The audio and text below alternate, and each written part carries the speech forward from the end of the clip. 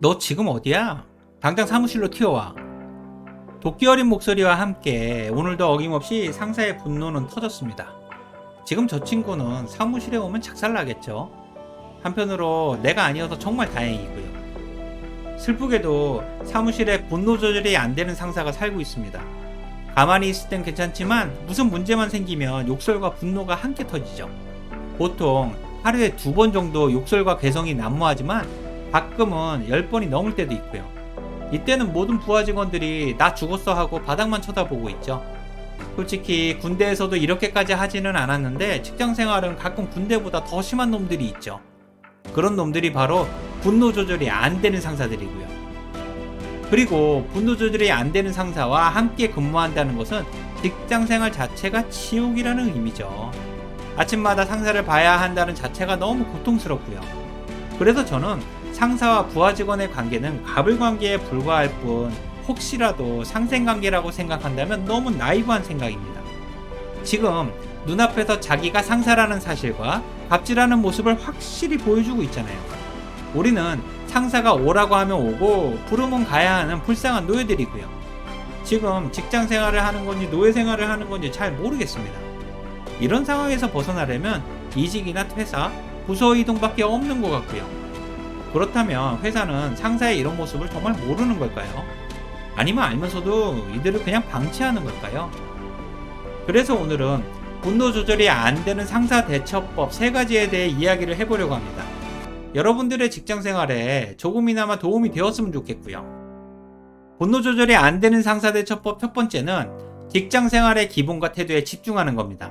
쉽게 말하면 업무 자세와 상사에 대한 예의를 극단적으로 지키는 거죠. 그리고 만약 여러분들이 분노 조절 장애를 가진 상사와 함께 근무하고 있다면 직장운이나 상사운이 그냥 나쁜 겁니다. 회사에는 이런 사람들이 그렇게 많지는 않거든요. 그럼에도 불구하고 지금 함께하고 있는 상사가 분노 조절이 안 되는 상사라면 매일매일을 긴장 상태에서 살아야만 하죠. 동시에 업무에 대한 기본 자세와 상사에 대한 예의를 반드시 지켜야만 하고요.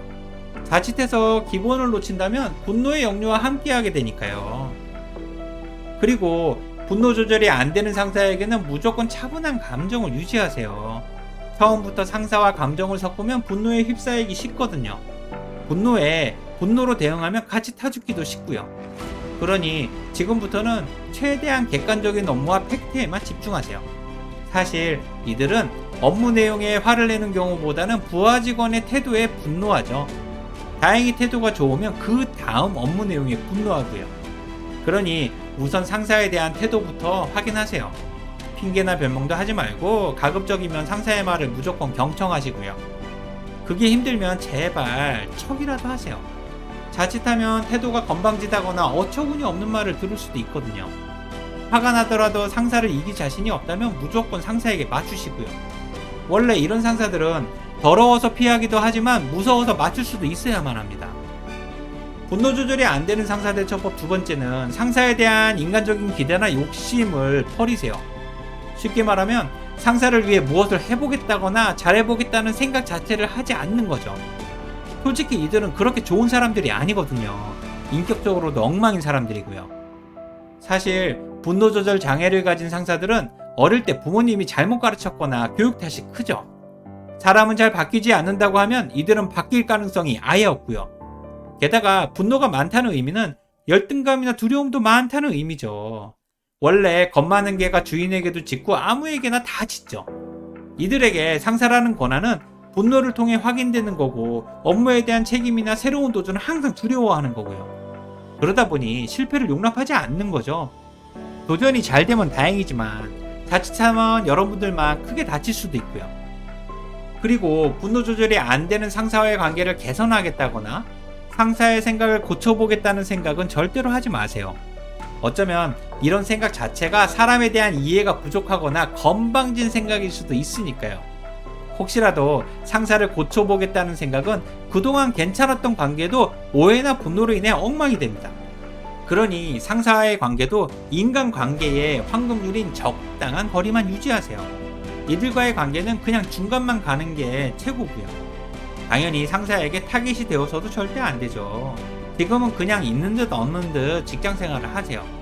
그러다 보면 상사가 바뀌던가 여러분들이 이동하던가 언젠가는 헤어지게 될 겁니다. 원래 위기는 피해야 할 문제지 기회가 아니니까 항상 조심하시고요. 분노 조절이 안 되는 상사 대처법 마지막 세 번째는 무조건 나 자신에게 집중하는 겁니다. 쉽게 말하면 무조건 나부터 생각하고 나를 먼저 지키는 거죠. 상사로 인해 멘탈이 무너져서도 절대 안 되고 스트레스도 스스로 관리할 수 있어야 하고요. 분노를 다스릴 수 있는 자기만의 방법이 있어야만 하죠. 그런 면에서는 상사에 대한 생각의 전환도 꽤 괜찮은 방법이고요. 그냥 속으로 저런 미친 상사는 부모 탓이고 교육 탓이고 회사 탓이라고 생각하세요. 솔직히 누가 분노 조절이 안 되는 상사를 만들었습니까? 이들의 부모 아닌가요? 그리고 회사에 저런 인간이 존재하는 이유도 모두 회사 때문이죠. 이렇게라도 생각해야 위로도 되고 정신건강에 좋고요. 어떤 방법으로든 나를 지키기 위해 노력해야 하는 거죠. 그럼에도 분노 조절이 안 되는 상사를 도저히 용서할 수가 없다면 이때는 정면 승부를 해야 합니다. 철저히 준비하고 확실하게 맞서 싸우는 거죠. 상사의 갑질하는 음성이나 영상을 미리 준비하시고 메모도 하세요. 가능하면 시간, 장소, 내용 등을 구체적으로 기록하시고요. 동시에 여러분 같은 피해자들도 최대한 많이 모으세요. 원래 사람은 혼자는 외롭고 그룹을 형성해야 힘이 생기니까요. 당연히 이 모든 것은 상사 모르게 진행되어야 합니다. 자칫해서 걸리면 직장생활이 작살나니까요. 그리고 어느 정도 준비가 되었다면 인사팀이나 윤리팀에 가서 신고하시고 경찰서도 가시고요. 어차피 누군가가 이들을 처리해야 한다면 성격 급한 내가 먼저 잔다르크가 되는 거죠. 슬프지만 잔다르크처럼 마녀 사냥을 당하던가 회사를 그만둔다는 각오는 반드시 해야 하고요. 지금까지 분노 조절이 안 되는 상사 대처법 3가지에 대해 이야기를 해봤습니다. 슬프게도 분노 조절이 안 되는 상사와 함께 하는 것도 힘들지만 지금 이야기한 대처 방법 하나하나가 쉽지가 않죠. 하지만 저는 이 중에 여러분들이 가장 잘할 수 있는 한 가지만이라도 반드시 해야 한다고 생각합니다. 물론 다른 방법이 있으면 더 좋고요. 참고로 저의 경우엔 화가 나거나 급할수록 극도로 차분해지는 스타일이라서 첫 번째 방법이 가장 쉬웠죠. 어쨌든 이렇게 미친 상사를 그냥 참으면서 지내다 보면 우울증이나 공황장애가 생길 수도 있으니까 자기만의 방법을 실행해야 합니다. 자칫하면 일방적으로 피해만 보다가 도망치듯 퇴직을 하게 되고요. 또라이 상사 질량 보존의 법칙처럼 분노 조절 장애를 가진 상사는 어디에나 있으니까 피할 수 있는 것도 아니죠. 그리고 마지막으로 혹시 여러분들 스스로 분노 조절이 잘 되는지 꼭 확인해 보세요. 이런 상사들과 함께 하다 보면 여러분들도 자연스럽게 배울 수도 있으니까요. 오늘 내용이 도움이 되셨다면 구독과 좋아요를 부탁드릴게요. 지금까지 회사 선배 인지였습니다. 고맙습니다.